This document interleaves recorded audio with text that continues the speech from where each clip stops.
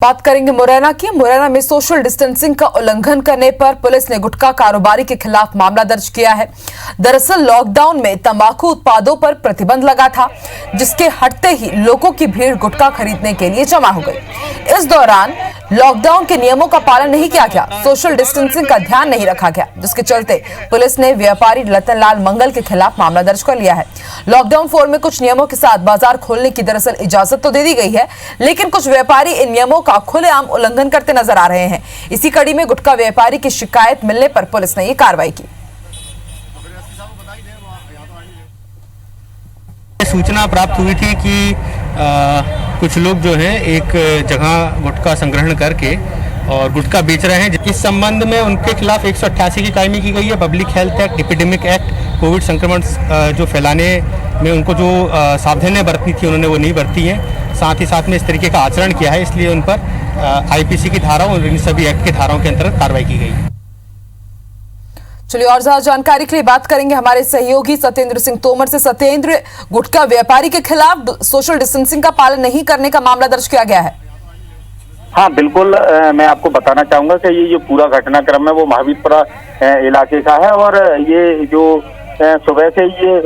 शुरू हो गया था, क्योंकि ये बड़े व्यापारी है और इन्होंने जो छोटे छोटे दुकानदार थे उनको सभी को बुलाया। कम से कम 500 से 700 से अधिक जो लोग थे वो क्या नाम है यहाँ पर आ चुके थे और उन्होंने एकदम इतना भीड़ उमड़ पड़ी थी कि जैसे, और काफी लंबे समय से अगर बात की जाए तो काफी लंबे समय के बाद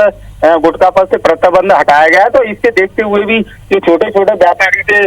वो कहीं ना कहीं ब्लैक से माल उठा रहे थे, तो उनको ऐसा लगा कि आज गुटखे पर प्रतिबंध मिला हुआ है और उनको ले जाकर क्योंकि गुटखा मिल जाएगा। लेकिन उसके बावजूद भी जो तमाम सारी वहां पर भीड़ इकट्ठी हुई और हालांकि पुलिस की गाड़ी भी मौके पर गई और पुलिस ने जो मालिक है इसके ताराचंद्र जो मंगल है उनके खिलाफ मामला दर्ज तो कर लिया गया है। हालांकि उसमें साफ तौर से ये जरूर प्रशासन की लापरवाही भी देखने पे नजर आई कि जिस तरीके से वहां पर भीड़ एकत्रित होती है और जबकि शादियों की बात की जाए तो वो लिमिट रख दी गई है, लेकिन उसके बाद भी यहाँ लोगों की जिस तरीके से संख्या देखने को मिली तो कहीं ना कहीं प्रशासन की लापरवाही पर भी सवाल उठते हैं कि क्या गुटखा, चूंकि कई दिनों से इस पर प्रतिबंध हटाया गया है और गुटखे के जो गोदाम है वो भरे हुए, पहले जो जिस तरीके से गुटखे की जो बिक्री होती थी वो सेल्समैन जाकर और दुकानों पर देते थे, तो कहीं ना कहीं जो थोक विक्रेता है वो कहीं ना कहीं बिलेकरी कर रहे हैं। तो उसके बाद इस पे अंकुश नहीं लगाया जा रहा है। जो बिलेकरी कर रहे हैं जो तमाम सारे जो बड़े बड़े व्यापारी है जो ये कहीं ना कहीं इसमें उन लोगों का भी ये है कि वो जिस तरीके से ब्लैकबेरी कर रहे हैं, कायदे से तो नियम ये बनता है कि जो तमाम सारे सेल्समैन होते हैं उनके थ्रू दुकानदारों को माल दिया जाए और ऑर्डर लिया जाए, तो जिससे कि जो सोशल डिस्टेंसिंग और जो तमाम सारी भीड़ इकट्ठी होती है और उस भीड़ में तो बहुत सारे लोग ऐसे थे जो बिना मास्क लगाए हुए और जैसे ही आ गए थे। कई तो छोटे छोटे बच्चों को एक एक मतलब दुकानदार के घर से 4-4, 5-5 लोग लाइन में लगे हुए थे। जी बिल्कुल सत्येंद्र, जवाबदेही बनती है उस व्यापारी की भी और इन दुकानदारों की भी जो लाइन लगा करके सोशल डिस्टेंसिंग की धज्जियां उड़ाते हुए यहाँ पर नजर आ रहे हैं। एक तरफ मध्य प्रदेश में हम देख रहे हैं कि किस तरह से एक के बाद एक नए केसेस सामने आ रहे हैं और उसके बाद आम जनता भी जागरूक नहीं है और वो व्यापारी जो आर्थिक नुकसान होने की दुहाई दे करके लगातार सरकार से ये मांग करते हैं कि आर्थिक गतिविधियों को खोल दिया जाए, उनकी दुकानों को खोलने की अनुमति दी जाए, लेकिन जब अनुमति दी जाती है तो फिर इस तरह की तस्वीर सामने आती है। सत्येंद्र, और क्या कुछ आपके अधिकारियों से बात हुई है, उनका क्या कहना है, किस तरह की कार्रवाई की जाएगी? क्योंकि वाजिब है सख्त से सख्त कार्रवाई की जानी चाहिए इस तरह के व्यापारियों के ऊपर, ताकि एक मिसाल भी सामने आए और अगली बार अब जब कोई व्यापारी इस तरह के कोई कदम उठाता है, ध्यान नहीं अगर देता है सोशल डिस्टेंसिंग की, ताकि उसके लिए भी एक सीख हो। नहीं बिल्कुल, अगर पुलिस की तरफ से बात की जाए तो पुलिस ने तमाम सारी जो भिन्न धाराएं उनके जो 188 है और भी अन्य जो धारा है उनकी मामला उस थिरू मामला भी दर्ज किया गया है और आरोपी की गिरफ्तारी की बात की जा रही है। और पुलिस का साफ तौर से कहना है अगर इस तरीके की लापरवाही मिलती है तो इसमें एक प्रावधान आता है कि जो व्यापारी है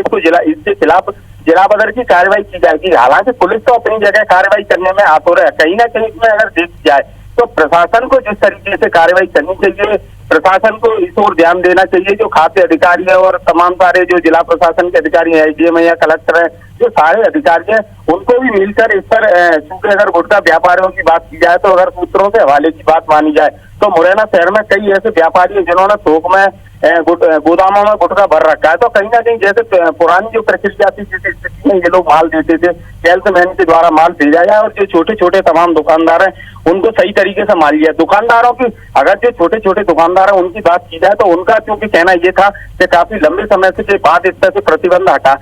हटाया और क्योंकि इसकी अगर गुटखा खाने वालों की बात की जाए, तमाम सारी जो बात की जाए तो एक ये जो माध्यम था वो बिलेकरी का माध्यम था। जो 20 रुपए की गुटखा की पाउच है वो 80 रुपए से 100 रुपए तक बेची जा रही थी और जो 60 रुपए की पाउच है वो 200 रुपए तक की बेची गई थी। तो क्योंकि उनको एकदम ये लगा कि इस तरह से प्रतिबंध हटाए तो सही तरीके से माल मिल जाएगा। काफी लंबे समय से उन लोगों के ऑर्डर भी लगे थे, लेकिन इस अगर पूरी बात की जाए तो पूरे इस घटनाक्रम में कहीं ना कहीं जो व्यापारी है, जो ठेकेदार है, जो